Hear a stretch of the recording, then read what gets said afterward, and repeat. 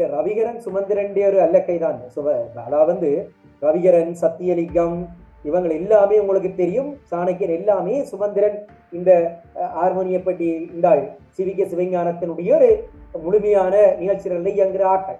அப்ப ரவிகரன் இந்த இடத்துல அவர் ஒரு நேர்மையானவர் இல்லை, அது ஒரு பக்கம் இருக்கட்டும். ஆனா இந்த உள்ளூராட்சி மன்ற விடயத்துல ரவிகரன் நிலப்பாடு சரி.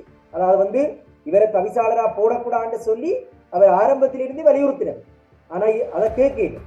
அதுக்கு பிறகு புதிய தெரிவில கூட புதிய ஒரு சரியான ஆளை கொண்டு வந்து அந்த சபையை தாங்கள் கொண்டு போகிறோம் என்று சொல்லி ஒரு சங்க கூட்டணியும் தமிழரசும் ஒரு இணைந்த நிலப்பாடு எடுக்க கூட அதையுமே இந்த விரும்பி எனக்கு கிடைச்ச செய்தி என்னென்றா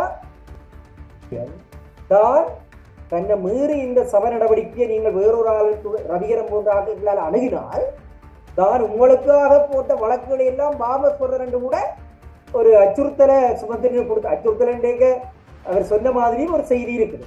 நீங்கள் இந்த வழக்குகள் விஷயமெல்லாம் நான் உங்களுக்காகத்தான் போட்டிருக்கிறேன். உங்களோட கதிரியத்தக்க வைக்கணும், உங்களோட தமிழக கட்சியில தலைமையை கொண்டு வரணும், ஸ்ரீதரனை தோற்கடிக்கணும் என்று தான் நாங்கள் உங்களோட நிற்கிறோம். ஆகவே இந்த கருத்துரை பற்றி விஷயத்துல நீங்கள் தலையிடக்கூடாது. நான் ஒரு கொசுவ தலைவராக போட்டா கூட நீங்கள் கண்டுகொள்ளக்கூடாதுன்ற அடிப்படையில தான் சுமந்திரன் நடந்து கொண்டார். அப்ப ரவிகரன் அதிலிருந்து முழுமையாக வெளியேற்றப்பட்டதற்கு மட்டும் காரணம் இல்லை, சுமந்திரன் இந்த நீண்ட கால நிகழ்ச்சி திட்டம் தான் காரணம். அவற்றை சட்ட போராட்டத்துக்குள்ள போய் என்ற மூளைக்கு போய் இவர் சிக்கிட்டேன் சுமந்திரன். அதாலதான் இன்றைய கருத்துரை பற்றி இலங்கை அரசாங்கத்தினுடைய பிடிக்கல போயிருக்கு.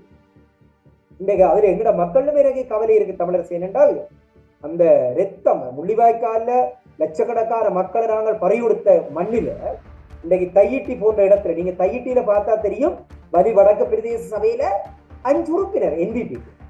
நீங்கள் முள்ளிவாய்க்கால் இருக்கக்கூடிய கருத்துரை பற்றில 5 உறுப்பினர் என்பிபி. ஆறு வாக்களிச்சது என்ன? கொழும்புல உள்ள சிங்களவரம் அல்ல அன்றாரத்தில் உள்ள அன்ரா குமாரசாயனாக அந்த சொந்தக்காரர் வந்து வாக்களிச்சிருந்த எங்களுடைய ஆக்கெல்லாம் வாக்களிச்சது.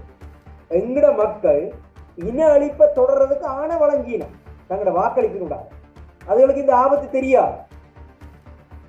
இதுகள் அவ்வளவு பெரிய துருவம்.